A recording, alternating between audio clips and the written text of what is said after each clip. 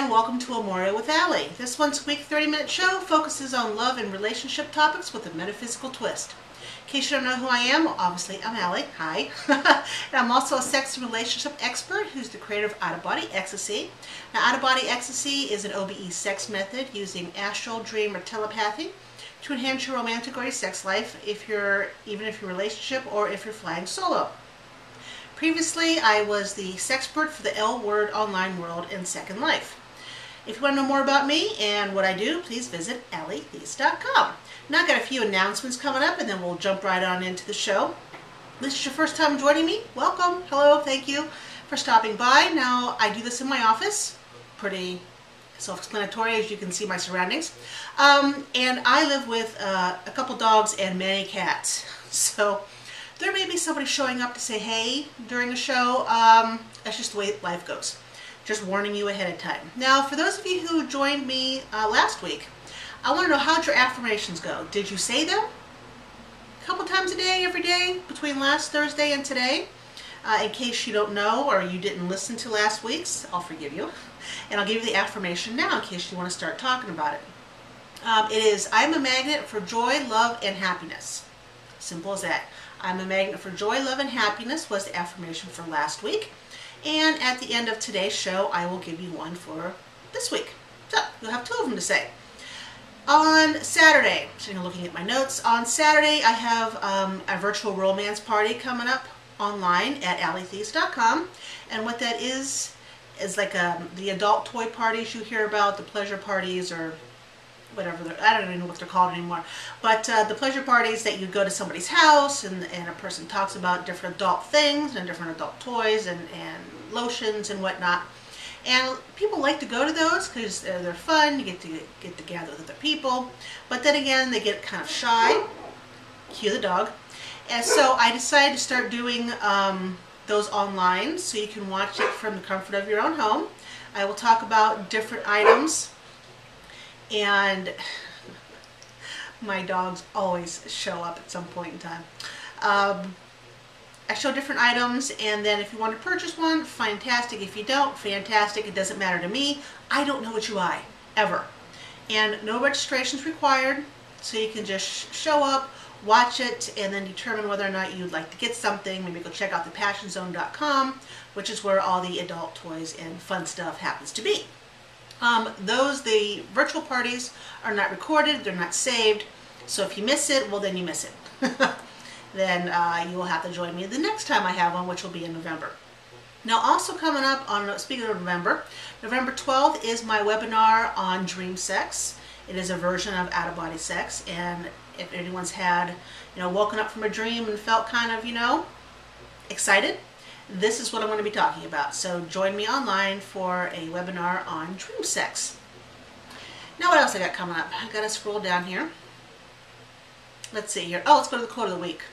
Now, the quote of the week, I like to pick different quotes because it honestly is just what I've been going through probably the previous week, and it's just reflective of what I view today is, something like that. So today is belief, and it was once talked about by John Lilly.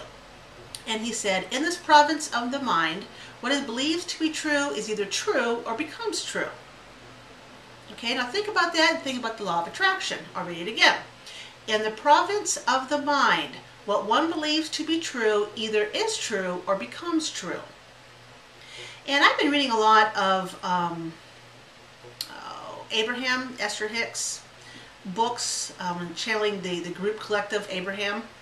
And it's interesting that I've been reading it, and I've been living the way Abraham's been talking for years and had no idea that's what he was talking about, because I just now started reading the books. So, what you think about becomes your reality, whether good or bad. So take a look around your space. Are you happy with what you see?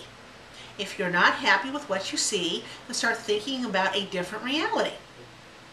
When speaking of different reality, and Hicks and Abraham, on my Facebook page, it's Allie Theiss Friends, I tend to post quotes from Abraham, and the one I posted today is about belief and your surroundings and whatnot, but take a look. Okay, now I scrolled too fast. It's been one of those Thursdays. So viewer's question, all right? This question is from NYO, and the other initials are DAB. And the question is, will we develop a committed relationship? Well, first of all, I appreciate the fact you sent in the question.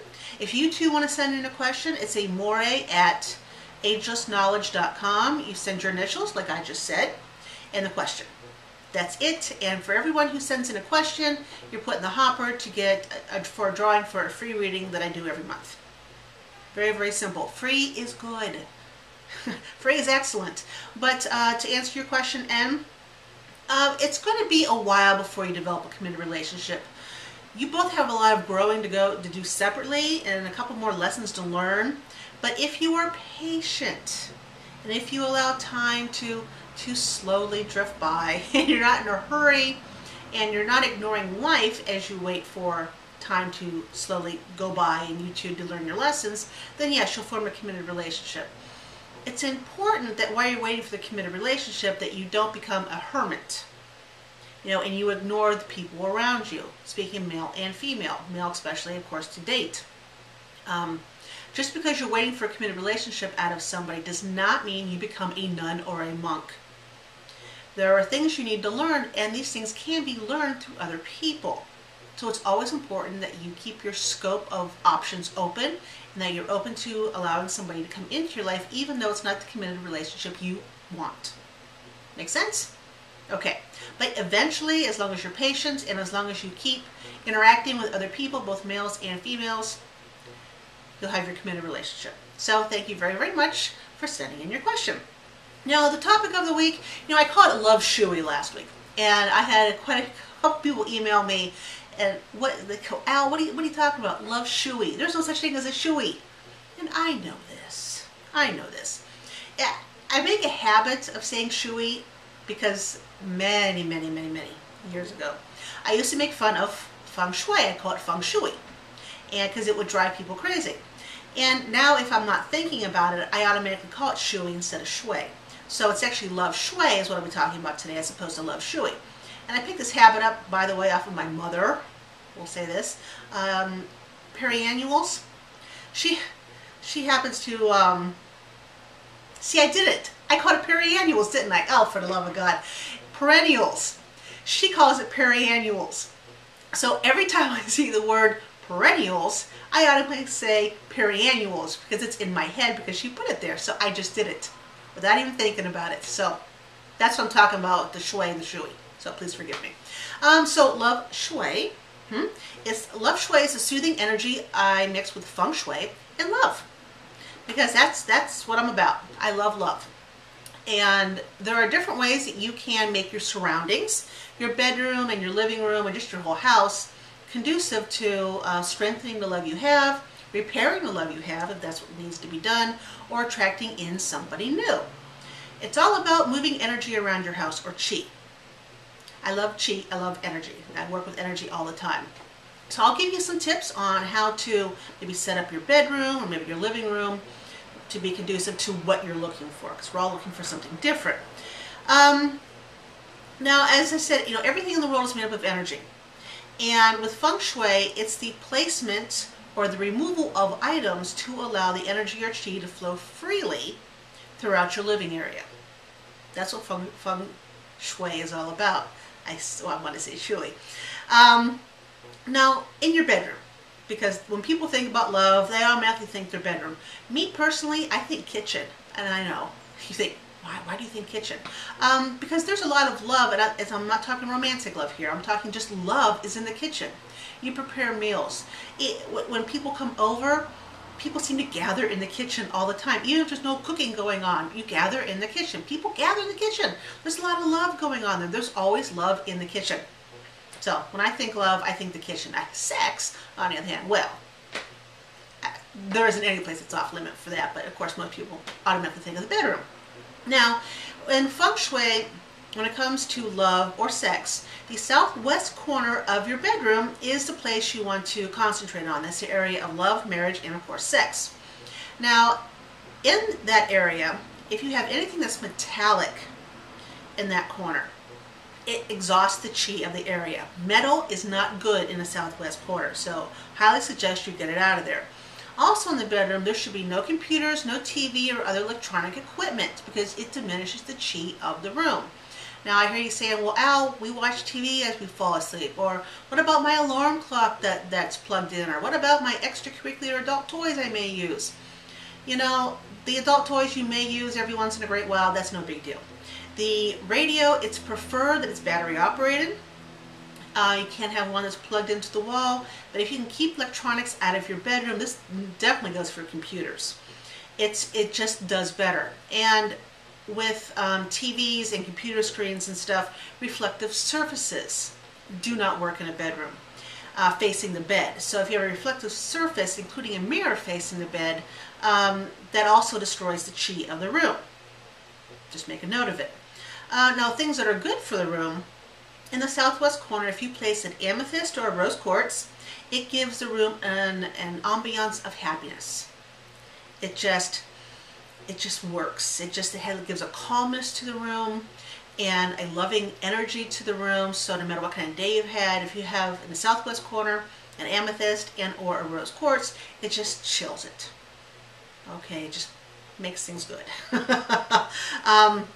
Now, if you want to improve a marriage or improve a relationship, good ideas is to get 7 crystal spheres. One of them has to be an actual rock crystal. The rest of them can be, you know, the kind of globes you shake up that have the snow falling down, or glass balls that you can get at different stores. But it needs to be 7 of them. This will help to nurture the chi and make it a less hostile and a more patient and tolerable environment. Because when you're having a problem with relationships, the bedroom is usually where people hash it out at. And a lot of times when you hash it out in the bedroom, it's not being loving towards one another, it's ignoring one another. Again, with the TV and the computers and the iPads and the tablets, you know, all that stuff tend to take away from the relationship as opposed to contributing to it. So you put the 7 crystal spheres in the southwest corner of the bedroom. At the same time, you want to take 6 crystal spheres. Of course, one of them still has to be a rock crystal. You take it and put it in your living room, on the coffee table, and that helps center the chi out for the entire house. It makes it a calm, grounding, earthy atmosphere. Okay, let's see. Now, when people think of love or sex, the color red automatically pops up because we've got red all over the place, especially at Valentine's Day. And red is a fantastic color for passion. It's also a color for anger, and it can be intense for passion or for anger. So you need to be sparse in how much red you happen to put into your establishment, especially the bedroom. Red, I want to say accent pieces are fabulous. Don't have red walls. Now you can put a red wall in a hallway. That actually makes people move faster through the hallway to where they need to go, but a red walls in the bedroom or a red wall, say, in the living room do not match. It makes people too agitated, and you cannot sleep, of course, with red all around you. So you will not be sleeping very much. So keep the red out. But orange is also a sexual energy. And so if you add also orange accents to your house, to your living room, to the bedroom, orange will also happen to help out your sex life. Okay? Also in the southwest corner in the bedroom, it's always great to have pictures of a loving couple, oh, I forget her name now. Of course I do. The goddess of love for feng shui. Her name completely escapes my mind. But if you Google it, she will pop up. She's on my website. If you go to my website and go under LoveShui, she's right there. And I even mentioned her on my website, but she escapes me and I didn't write it down. But having pictures of her and loving couples in the bedroom also helps. Do not put any pictures of marriage in the bedroom. It distracts from the chi. But if you put pictures of children in the bedroom, it's supposed to help with the ascendant luck. Okay, but again, a lot of people have a hard time having sexual relations in a room surrounded by pictures of their children. So that is completely up to you what you want to do with the kids. Okay, oh, and one last thing. Having a water feature in your bedroom, while it's good for OBE sex, which I'll talk about at a different time, water is also not fantastic for keeping the chi flowing in the bedroom. It actually disrupts it. So you might want to take the fountain out of the bedroom when it comes time for love or intimate times with your partner. Okay? Now, next up, viewer's question. This is from, if I can read my handwriting, BI and YB. And they write, we broke up last year because he, P, got a job overseas. We both date other people, but part of me hopes that we will get another chance. Will we? You get another chance in about 15 years. And I know 15 years seems like a flippin' lifetime, and in a way it is. You both will be much more mature. You'll have plenty of other relationships under your belt, life experiences. He will travel overseas for most of the time. You will travel most of the States, most of North America during that time. And when you both have had the lessons you're supposed to learn, you will be back together again and have that second chance. Now, will you take that second chance? Will one of or both of you actually be in a relationship with somebody else when you meet? It's a high possibility. It'll be up to you what to do from that point on, if you want to give it another shot. This is recommended for anybody to leave a person for a person. The second relationship that you start never works out if you leave the first person for the second person. Okay, you may love the second person more than the first person, because if you were still in love with the first person, or the first person meant that much, you wouldn't have fallen in love with the second person. You following me? But with the energy you bring from cheating on person number one, the relationship number two already has negative energy in it because of what happened. So it's always good if you find yourself falling in love with person number two for whatever reason, end relationship one first, and then date or have sex with person number two. Then the energy is separate. One energy does not flow to the next. Everything is A-okay. Just a little point of advice while I was thinking about it. Now, if you want to send me in your viewer question, again, send me an email to amore@agelessknowledge.com. Give me the initials of you, the initials of the person you're asking about, and the question. And everybody who sends me a question is thrown in the hopper, regardless whether or not you're chosen. And you get, hopefully will win, a one-on-one reading with me. Free. Again, free is good. Do not forget that. Okay, so magical item of the week. I have no idea how long I've been doing this. I just talk and time just seems to fly. It's probably about 15 minutes. I'm supposed to be doing this for 30.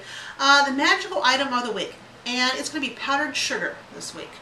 Now, I know you're thinking, powdered sugar, it's great for cookies, but what does that have to do with magic? It has to do a lot with magic.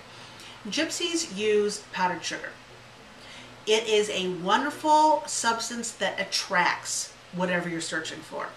You need money, use powdered sugar in the spell. Love, powdered sugar in the spell.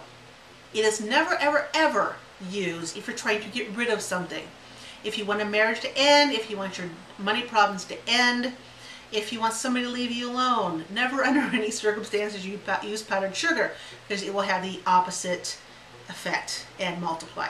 So, powdered sugar, when I use powdered sugar on things, I use it, sometimes I roll candles in it. So if I'm doing a love attraction spell, I might take a red candle, rub some oil onto it, depending, usually lavender, essential oil, and then I would roll it into some powdered sugar. And that powdered sugar would help attract the love that I'm doing the spell for. You can also put it in a sachet. Take a red piece of cloth, and in that cloth put some lavender, some rose petals. Lavender and rose petals are excellent. And then a little bit of powdered sugar. And carry it with you for 3 months. Change out the herbs every 3 months. Put it fresh if you haven't found anybody. And what was the last thing I was going to do? Oh, it's great if you're going out on a date, or not really on a date, but going to some place where you hope to meet somebody. If you kind of dust your body, not all over, dust your body with some powdered sugar, it helps to attract people to you. Now, don't go overboard, because if you live in an area that still has a lot of bugs at this point in time. You go out with powdered sugar on you, you're going to attract flies and bees and stuff you do not want to have on your body as you're trying to attract somebody new. So dust sparingly. And also it's fantastic to have your stones that attract love, say the rose quartz and the amethyst. Leave it in powdered sugar and then take it with you. Or in the southwest corner, you have the amethyst and the rose quartz that I was talking about earlier. Put it in a little bit of powdered sugar. Change the powdered sugar out every 3 months. Or of course if you have animals like I do, and I have one trying to break into my office right now, you might not want to leave powdered sugar out in the open. You can put a cover on it and it still works. And size doesn't matter. You don't need a whole bowl of powdered sugar. A dash will do. Okay, can you hear him trying to dig into my office? Simba! Simba! Simba! Nothing. He just came back from the vet. You think he'd ignore me by now. Okay, so the topics for next week, so I don't forget to announce it. We're going to talk about telepathic sex and Moldavite. Now don't worry, when I talk about sex, I make it PG-13, so it doesn't matter who you're around when you're listening to this. It doesn't matter who sees it. I'm not going to talk about pieces, parts, or what happens when you merge or whatnot. It's very... it's family oriented. so don't worry, there's nothing that's going to be astronomically shocking when I talk about it. But that's next week, the telepathic sex and then the stone Moldavite I want to talk about. Don't forget the Allie Theiss show. Tonight is Thursday. I'll be having Monica Davis on as my guest, and she is fantastic with stones, so she'll be drawing stones for our listeners. She's great at drawing a stone and telling you what's going to be going on. I love having her on. And then on Tuesday, Holly Vincent will be back, and the following Thursday is when Janelle and Rob, husband and wife team, we're going to be talking about energy sex. It's going to be fabulous, so join me the following Thursday. Any other announcements? Don't forget the virtual romance party on Saturday, and I think I've hit everything. Now, the affirmation for next week. Now, the affirmation, again, say it when you're having a downtime, when you're driving, when you're in the shower, when you're making dinner, or when you're thinking about something negative, and you should not be. Negativity is bad. Don't forget that. Anger, thinking about it, stewing is bad.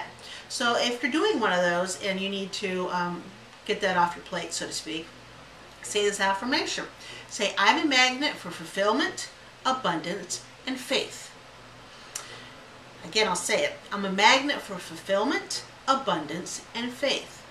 Now, in order for fulfillment and abundance to happen, you need to have faith for it to happen.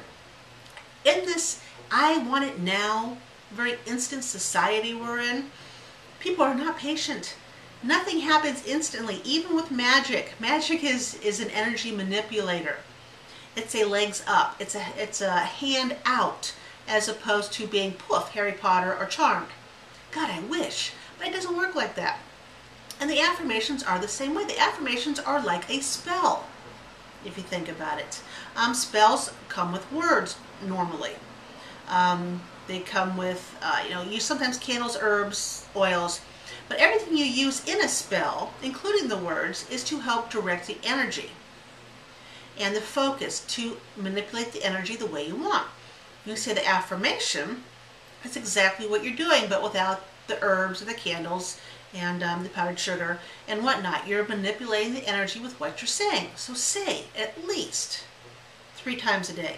I say it for 5 minutes 3 times a day. That's what I do. And I'm telling you, hands down, affirmations work. And I tell you, I was not a believer. I wasn't. I'm like, oh, that's another woo-woo thing. I hate woo-woo. I don't do woo-woo well. But the affirmations, I started doing them religiously. When was it? Maybe January? I had a horrible 2011. And I thought, I can't do this again. I can't do it again. Something has to change.